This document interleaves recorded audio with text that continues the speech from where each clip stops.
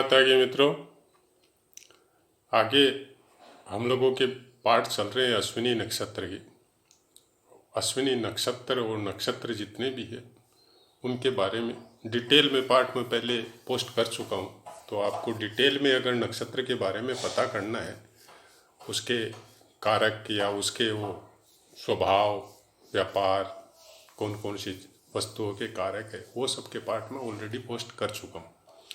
अभी बात करते हैं, अभी मैंने पाठ चालू किए हैं कि नक्षत्र में जब ग्रह प्लेस होते हैं चरणों के हिसाब से तो अपने को क्या फल दे सकते हैं, उसकी प्रिडिक्शन हम लोग किस तरह से करें कि किसी का पहले चरण में है कोई नक्षत्र, किसी का दूसरे चरण में है, किसी का तीसरे चरण में है, किसी को शुक्र बैठा हुआ है, किसी को मंगल, किसी को चंद्रमा। तो ये सब से हम लोगों को प्रिडिक्शन में क्या फर्क आता है। ग्रहों का प्रिडिक्शन बहुत कुछ ज्ञान हम लोगों को किताबों से भी मिल जाता है, चैनल में भी मिल जाता है। तो क्या नक्षत्रों का कोई रोल नहीं होता है? वहाँ पे होता है। और जहाँ तक मैंने अभ्यास में देखा है, जितना ग्रहों का रोल स्थान के हिसाब से, वर्ग कुंडली के हिसाब से होता है, ऑलमोस्ट उससे कहीं ज़्यादा ही नक्षत्रों का रोल होता है। अगर आप ज्योतिष को शुरू से समझना चालू किए हैं, बहुत पाठ ज्योतिष के विषय में मैं दे चुका, शायद 100 से ऊपर हो चुके होंगे अभी तक।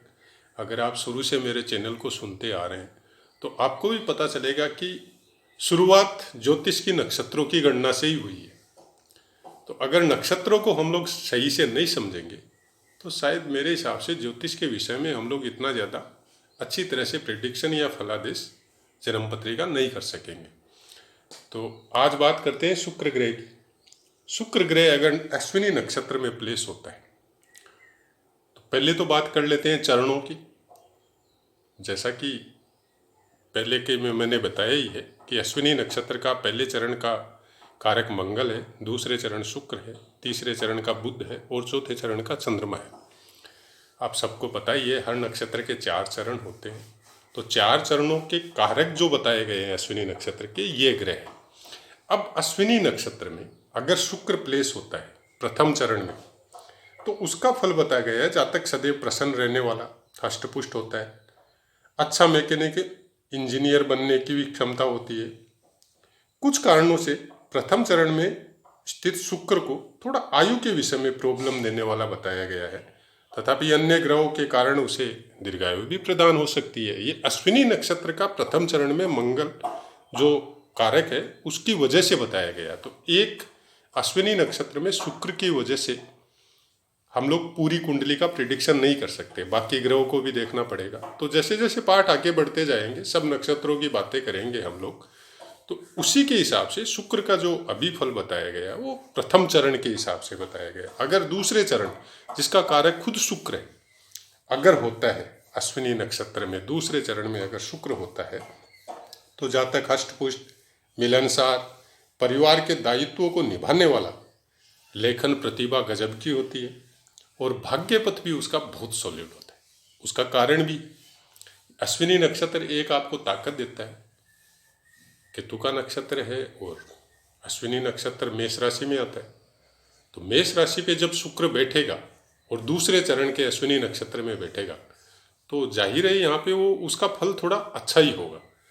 तो शुक्र का चरण है तो ऑब्वियसली अच्छा होगा। अभी बात ये नहीं हो रही कि कुंडली में कहाँ प्लेस है, अभी बात केवल इतनी हो रही है प्लेसमेंट का असर अलग होता है और सबका असर मिला के एक प्रिडिक्शन होता है। तो सब चीज़ों को ध्यान में रखना, और अगर नहीं ध्यान में रहता है, इतना मेमोरी पावर अपना नहीं है, तो आप पहले सब नक्षत्रों का प्रिडिक्शन अलग से करके नोट कर लें। उसके बाद में राशियों के हिसाब से ग्रह बैठे हैं उसका प्रिडिक्शन उसके साथ नोट कर लें। उसके बाद में आप देखिए कालपुरुष की कुंडली के हिसाब से क्या गणना आ रही है तो उसका प्रिडिक्शन अलग नोट करें। ये सब वर्ग कुंडली और सब दशा, महादशा, गोचर सब मिला के जब प्रिडिक्शन नोट करके जब उसको कंबाइंड करेंगे तब आपको एक्चुअल प्रिडिक्शन का पता चलेगा कि कौन सा दशा महादशा चल रहा है, कौन सा अपने को सही मिल रहा है, कौन सा सही जाएगा, कौन सा तकलीफ देगा तो उसका क्या निवारण है, उसको किस तरह से हम लोग अपने आप को स्ट्रॉन्ग करके निकल सकते हैं। चलिए तीसरे चरण की बात करते हैं। तीसरे चरण में अगर शुक्र हो तो जातक श्रेष्ठ चिकित्सक और बौद्धिक प्रवृत्ति का मिलनसार तथा सर्वप्रिय होता है। ये तीसरे चरण में अगर शुक्र है अश्विनी नक्षत्र में। चौथे चरण में हो तो कला के क्षेत्र में कलाकार वगैरह बन सकता है, संगीतकार भी बन सकता है, कलाकार में ही आता है संगीतकार भी। अच्छी क्षमता होती है मतलब संगीत और कला जगत के लिए। ये चारों चरणों के फल शुक्र ग्रह के प्लेसमेंट के हैं अश्विनी नक्षत्र में। अलग अलग चरणों में किस तरह से फल होता है। अब आते हैं कि सपोज आपका शुक्र कहीं भी बैठा है जन्मपत्री में, लेकिन अश्विनी नक्षत्र में, तो अश्विनी नक्षत्र में अगर कहीं भी बैठा हुआ है और उसको दूसरे ग्रह से दृष्टि मिल रही है, सपोज यहाँ पे अश्विनी नक्षत्र पे शुक्र बैठा हुआ है और सामने कोई दूसरा ग्रह है या जिसकी अलग अलग दृष्टि है, लेकिन देखना पड़ेगा पूर्ण दृष्टि से। तो पूर्ण दृष्टि में बाकी सब ग्रह तो देखते ही हैं, अपने से सातवें घर को पूर्ण दृष्टि से देखते हैं। बाकी मंगल और गुरु और शनि, इनकी दृष्टियां अलग भी होती है। तो उसके विषय में मैं बता चुका हूं, उसके हिसाब से आप अपना नोटिंग करके रख लीजिए। अगर सूर्य देखता है तो शासक पक्ष से लाभान्वित होता है, मतलब गवर्नमेंट साइड से। पारिवारिक जीवन, पत्नी से अनबन थोड़ा उसको जीवन में चलते रहता है।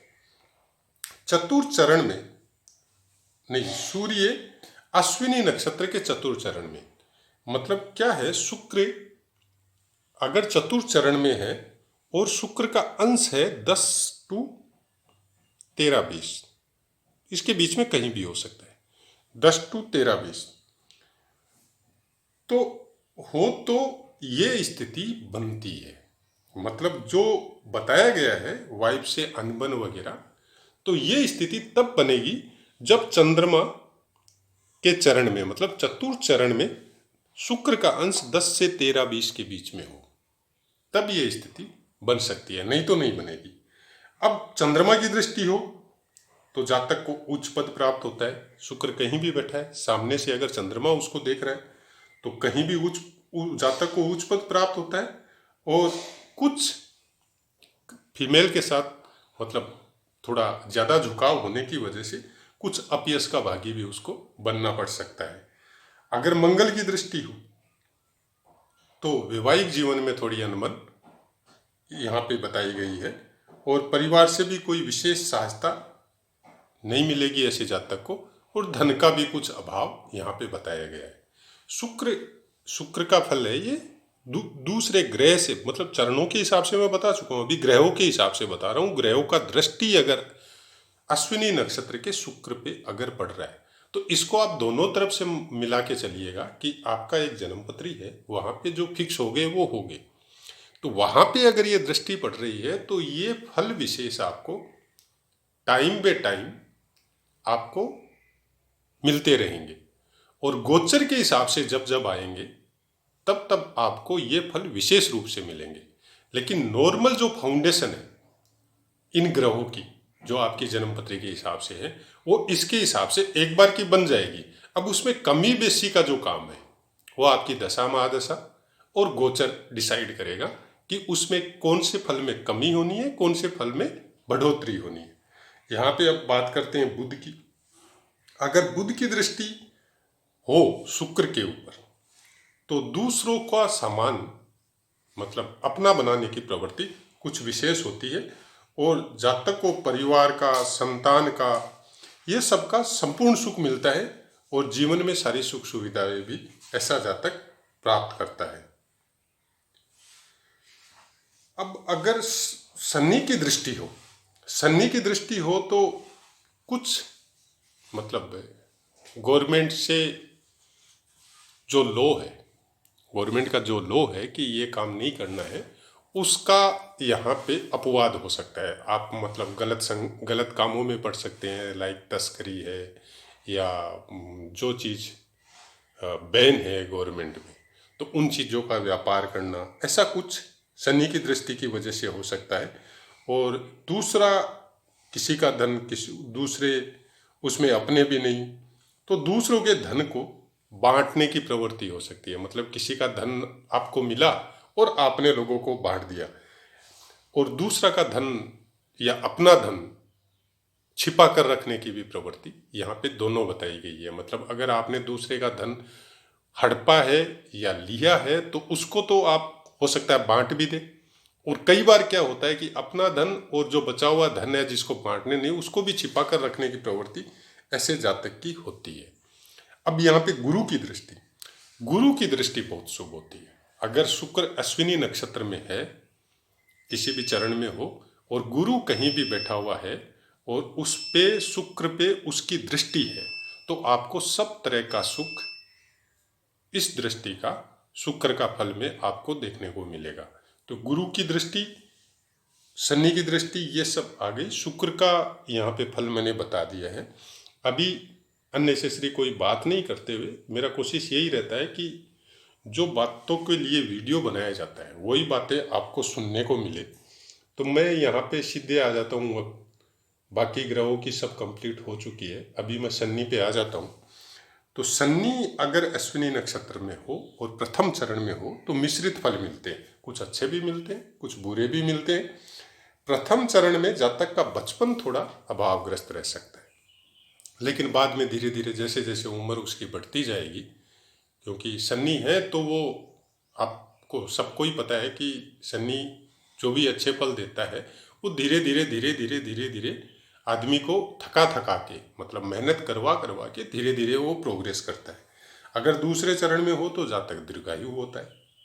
प्रथम चरण में नहीं, सॉरी, अगर प्रथम चरण में हो तो शनि का जो फल है, जैसे मैंने बताया कि मिश्रित फल मिलता है और आदमी दीर्घायु भी होता है।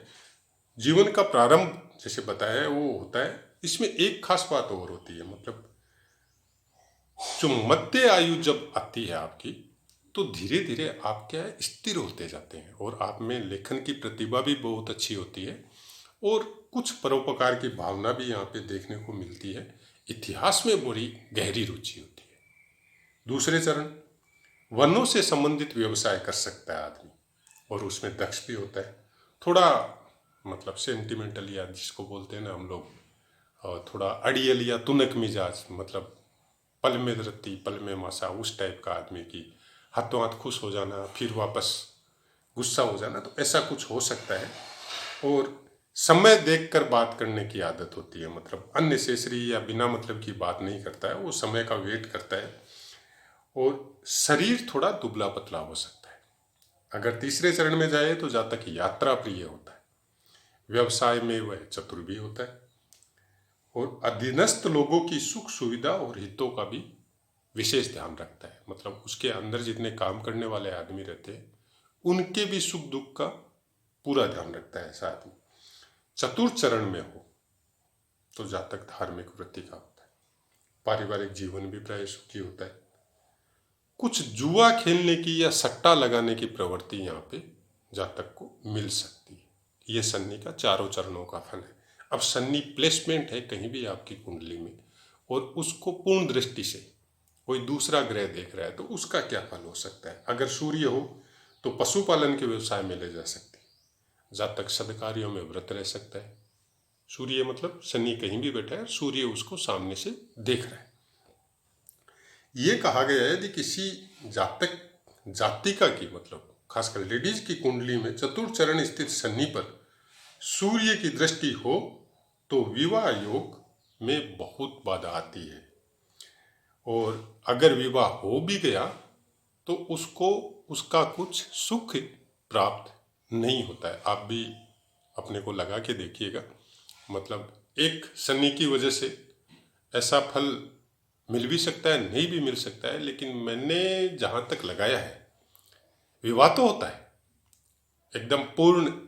क्यों, बाकी ग्रहों का भी इफेक्ट होता है। सपोज आपके जातिका की कुंडली है और सप्तम स्थान में गुरु बैठा हुआ है और गुरु सपोज अच्छे नक्षत्र में बैठा हुआ है और शनि अश्विनी नक्षत्र में है चतुर्थ चरण में, तो विवाह तो होता है और ठीक भी रहता है, लेकिन मन मुटाव भी रहता है। ये भी बात सही है, कुछ इफेक्ट शनि का मिलता है चतुर्थ चरण में। अगर किसी लेडीज की कुंडली में अश्विनी नक्षत्र पे शनि है और आपको वहाँ पे अगर देख रहा है, सूर्य देख रहा है, तो उसका इफेक्ट तो मिलता है।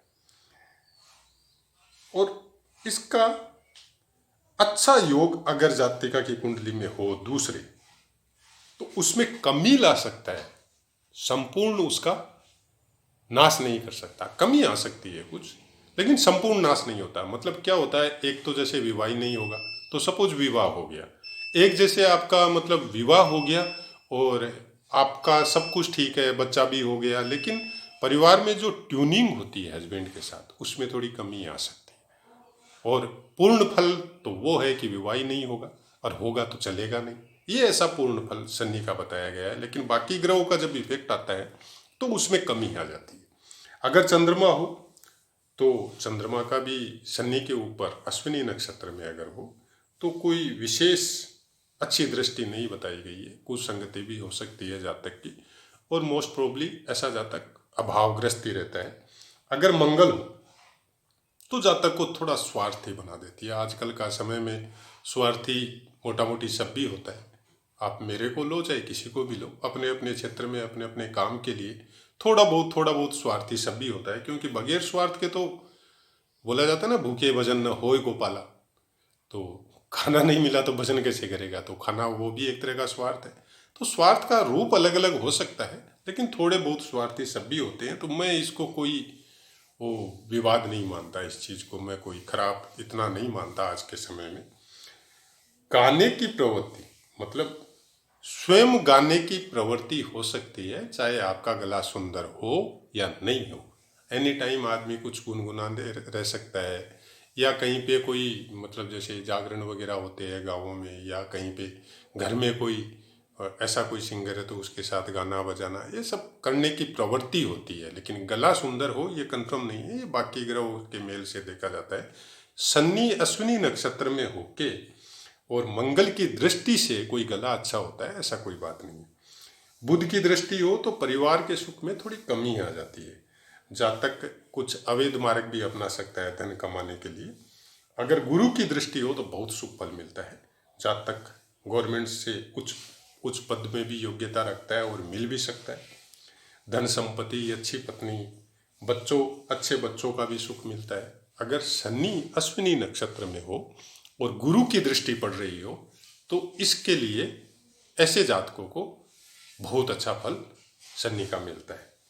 शुक्र की दृष्टि हो तो जातक में थोड़े काम वासना की तीव्रता हो सकती है और यात्रा करने में उसको विशेष आनंद मिलता है ऐसे जातक को। तो आशा है दोस्तों आपको समझ में आया होगा। अश्विनी नक्षत्र के बारे में मैंने शनि तक आपको बता दिया है, और आगे के वीडियो में फिर आगे वाले ग्रह की बात करेंगे। तो जय माता की मित्रों, वीडियो से संबंधित कोई भी पोस्ट से संबंधित कोई क्वेश्चन हो, पाठ से संबंधित कोई क्वेश्चन हो, आप कमेंट में लिखिए, आपको 100% आंसर मिलेगा। जय माता की।